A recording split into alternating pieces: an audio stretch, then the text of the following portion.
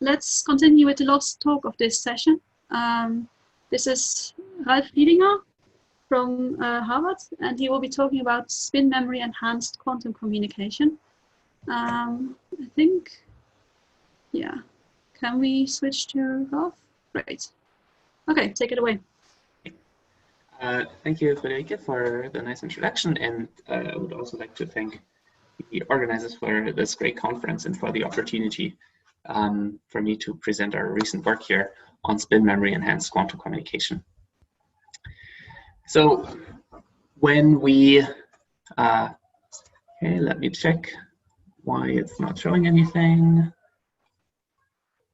Now, okay, when we talk about quantum communication, we typically have the scenario where we have two communicating partners, Alice and Bob, and Alice somehow wants to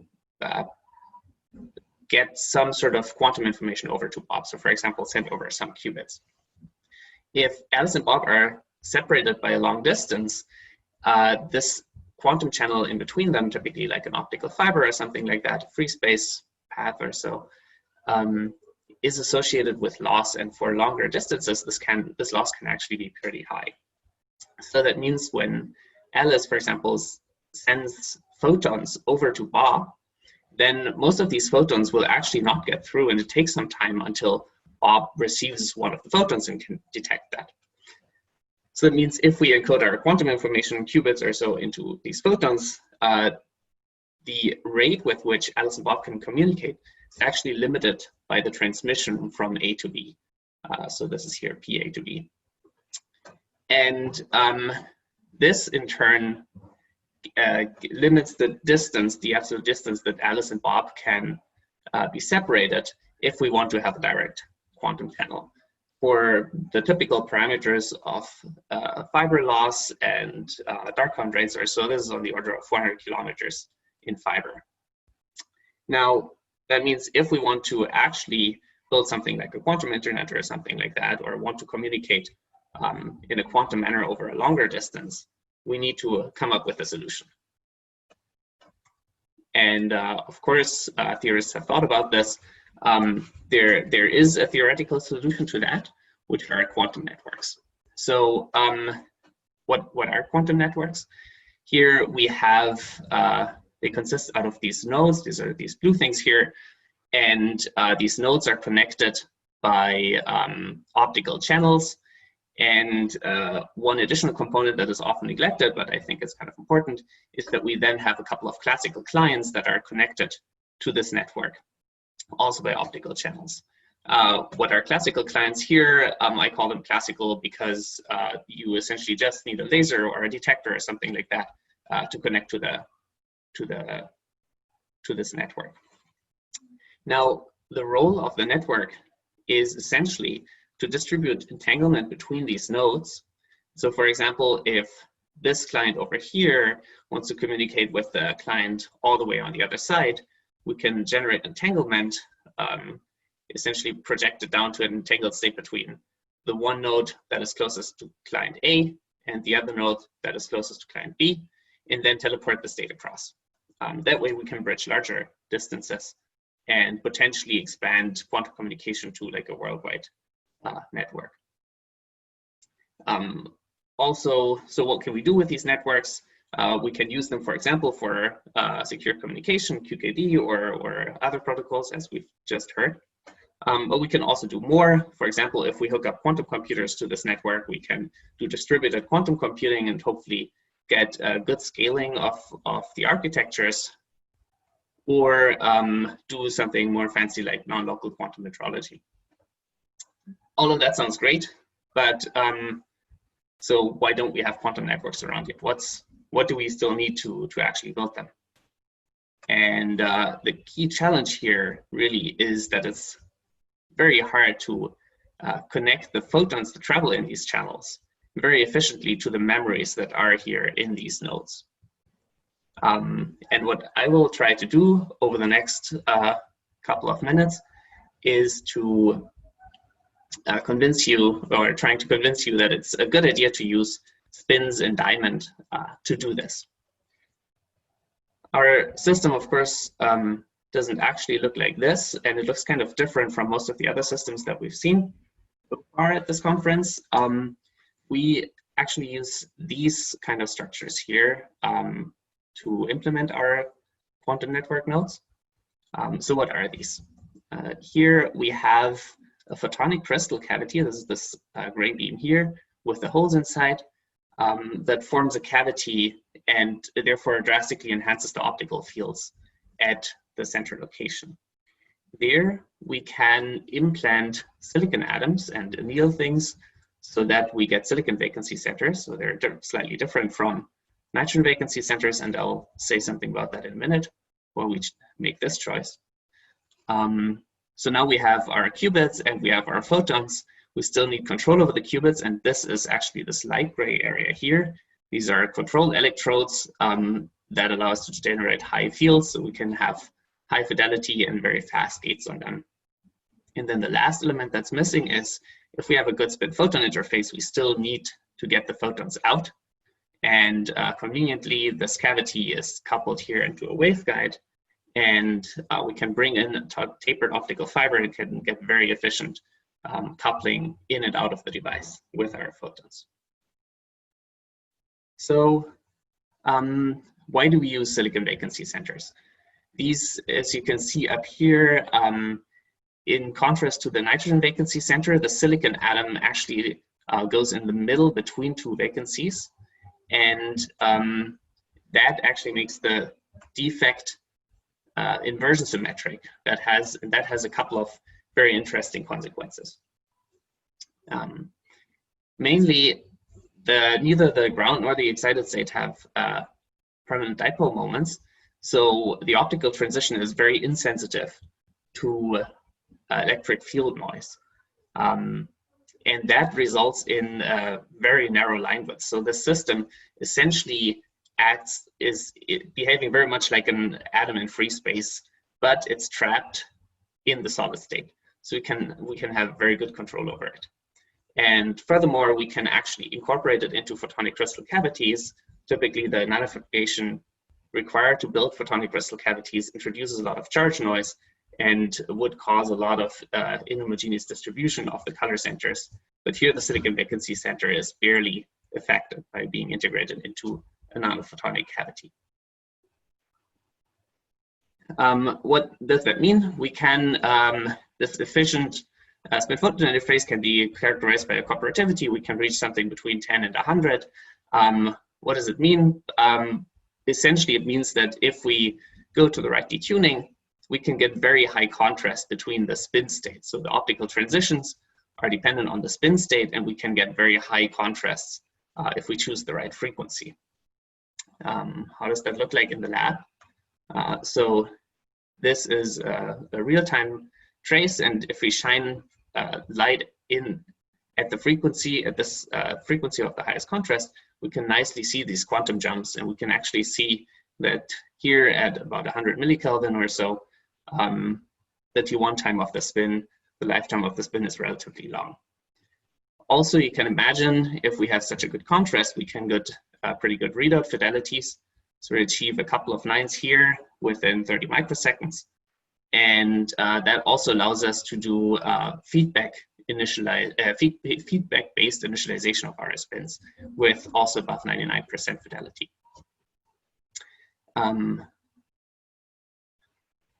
Next, we have these electrodes around here, and we want to use them to control our spins. And we can do that pretty nicely. We can drive Rabi oscillations at relatively high frequencies, so we have tens of nanoseconds gate times for our electron spin, and that allows us to implement dynamical decoupling sequences, which result in coherence times beyond a millisecond. So that is long enough for most of the protocols that we want to do. Ideally, we also want more qubits than just a single one for doing our experiments, and we can achieve that by coupling to nearby carbon-13 spins or silicon-29 spins. And here we, for example, find coherence times of 200 milliseconds for nearby C13 spin. I know this is all very dense here and a lot of information. due to the timing, I'll just refer you to a couple of papers that we've recently published and where we have a very detailed description of our system. In particular, in this one here, there's a lot of detail. So if you're more interested in that, please go and look there. For now, I want to go back to the quantum networks. So what about them? Can we now build them? Of course, we don't start out by building here, I don't know, 7-node quantum network. But we do the most simple thing we can do, which is essentially having a single node and a couple of classical clients. And we focus on the characterization of the single node here in the center. Now, what can we do with this? Just to keep up with conventions, we still name our clients Alice and Bob. And the node in the middle is called Charlie. And if you imagine that we place Charlie right in the center, right in the middle between Alice and Bob, that means we split up the channel into 2 subchannels, and the probability that a photon from Bob arrives at Charlie is simply the square root of the probability of the transmission from Bob to Alice. And because PA to B is very small, it's way below 1, that means this number, the square root of PA to B, is much greater than PA to B. So in other words, if we manage to operate these 2 channels asynchronously, then we can drastically enhance the communication speed with which Alice and Bob can communicate. So what we essentially want to do here is measurement device independent QKD. So Alice and Bob will send photons to Charlie, and Charlie does a Bell state measurement, but now this Bell state measurement needs to be asynchronous between the photons arriving from Alice and Bob. And conceptually, how we can do this is we prepare our silicon vacancy center in a certain state. We send in photons from Alice and do a Bell state transformation between the photon and the spin. But before we actually measure the results of this experiment, we wait for another photon to arrive, this time from Bob, and do another Bell state and transformation between the second photon and the spin, and then measure all of it.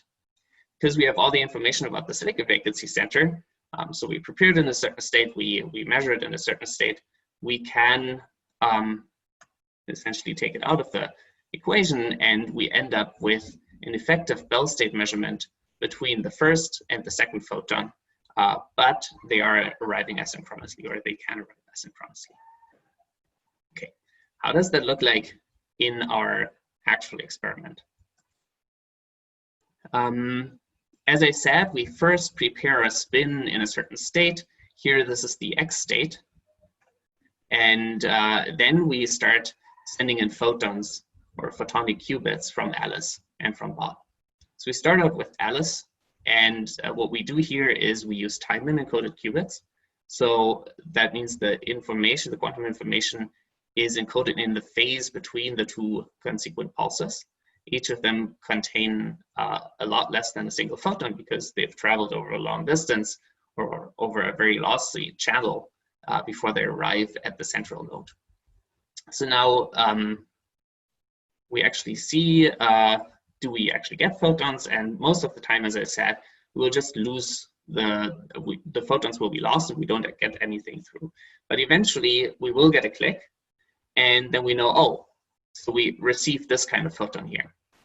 And if what happens in this interaction with a spin, we essentially transfer the relative phase between these 2 pulses onto the spin with a sign that is related to the measurement of the photon in the X basis after the interaction. Then we switch our channels here. We do this virtually. We again lose a couple of photons, but eventually we receive a photon from Bob. And now what happens is that the phase of Bob's qubit will simply be added to the phase of the spin, again with a sign M2 that is related to the measurement of the photon here after the time-bin interferometer. And now if we have a closer look at the state, we see that if these 2 phases add up to 0 or pi, so it means if they're in a compatible basis, like both are in the X basis or both are in the Y basis, then the final state will simply be a plus minus x state for the spin again. So essentially, we get a third sign M3 that is related to the readout of the spin. And we can simply measure that. And if you look closer at this, it turns out that the total parity of these three measurements corresponds to a Bell state measurement, and maybe intuitively you can see that because it works for two orthogonal bases or pairs of orthogonal bases for Alice and Bob. Now, what do we do with this Bell state measurement? Here in this plot is the actual experimental data that we get, conditioned on the parity of the measurement, of this Bell state measurement. And the protocol looks like this. First, we send in these photons, and Charlie announces the result of the Bell state measurement. For example, here, Charlie says, oh, this was positive parity. So this is announced publicly, so everyone knows it is one of these four cases. But we don't really know anything about the bit information that Alice or Bob were sending. So this could be plus plus, minus minus, plus minus, and so on and so forth. Next, Alice and Bob announced their choice of bases. And if they were not compatible, they just throw out the result. But if they were compatible, for example, they both use the X basis, then Charlie or everyone else knows, oh, this could have been plus plus or minus minus. In other words, everyone knows they were correlated, but we have no information about what actual bit value they were sending. However, Alice knows if she sent plus, Bob must have sent plus, and Bob essentially knows the same thing. So they can distill a key, or they can generate a key from this information. As you see, the protocol is not, the measurements are not perfect. There's these tiny little bars that should not be there. The theoretical value is the light shaded color in the background. In total, we have an average quantum bit error rate of 11%. That is not too bad, because for a quantum bit error rate of below about 15%, that means Alice and Bob can see that the channel is secure against individual attacks. This value actually corresponds to the point where you can actually violate a Bell inequality. So we looked at that too, to have like another verification of the security of the channel, and we can strongly violate the Bell inequality or of retrodicted photon correlations, essentially, far exceeding the classical bound of 2. So how does our device compare to the direct transmission limit? Because this is what we eventually wanted to compare it to. That's what we wanted to enhance. So what I show here is this red line is the maximum rate, the maximum secret key rate that can be achieved by a direct transmission experiment using single photons. And so this is relative to the absolute or the effective transmission from Alice to Bob. Now, if we look at our key rates that we generate, they are quite a bit above that. So we go up to a factor of 80 enhancement in the key generation rate. And this is mainly limited by our patience to do these measurements. However, I said there's a bit error rate of 11%, and as you can imagine, you can't really use a key that has where every 10th bit is wrong. So what we now need to do is error correction. So this can be classical error correction and privacy amplification. And still after that, we drop in terms of the key rate that we generate, but we are still a factor of 4 above the direct communication limit. Something that is also very nice is the entire system still operates at 4 megahertz clock speed, including all the overhead, like charge state stabilization and stuff like that. So it's a relatively fast system. Now, what should we do with this next? Something that I just brushed on is that we only have a virtual separation between Alice and Bob, and we don't actually implement a lot of the sender side security features of QKD. So Vadim would probably find a couple of ways to hack this. So essentially what we need to do is we need to implement a full QKD system, a state-of-the-art QKD system. We can, for example, rely on a fiber network that already exists here in the Boston area between Lincoln Labs and MIT and Harvard. We can send telecom photons over these fibers and then locally frequency convert them to the resonant 737 nanometer photons, and then let them interact with our spin memory, hopefully also including in the future nuclear spins. Okay, with that, I would like to thank you and also all of my collaborators. As you can see, it needs quite a few people to pull something like that off. And yeah, I'm looking forward to questions. Thank you very much. That's a really great result. Thank you. Okay, first question has come in already. Alex Klask asks, if I'm not mistaken, the SIV has to be at low temperature at the node. What's the scope for using higher temperatures? Yeah, that's absolutely right. I probably forgot mentioning this. Well, you can use this one. So our node is here at 100 millikelvin. Typically, we need to use dilution refrigerators at the moment because essentially the spin starts phonon-induced to experience phonon-induced decoherence at about 300 millikelvin. The challenge is essentially that we have another level system. We have another level up here that's 50 gigahertz on top of our ground state of the spin manifold that we use as qubit, and they can be mixed by thermal phonons. What we really need to do is, or what we need, a couple of approaches that one could take to sort of increase the temperature at which this can be operated is first increase the splitting here. This can be done by straining the SIV or by moving to a different color center. This kind of structure is relatively general for a class of emitters, so we could use germanium vacancy or tin vacancies or something like that. It turns out that the technical relevant next temperature is about 1 Kelvin, maybe 4 Kelvin, where we would need to go. And this is relatively tricky to reach that. On the other hand, the system actually works nicely in the dilution refrigerator. If you compare the costs of a dilution refrigerator that would be dedicated to such an experiment, it's not that much more compared to what you would need in terms of fancy laser systems, in my opinion, for other color centers. Because here we can, 737 nanometers is in a nice wavelength range. It's also very convenient for telecom conversion.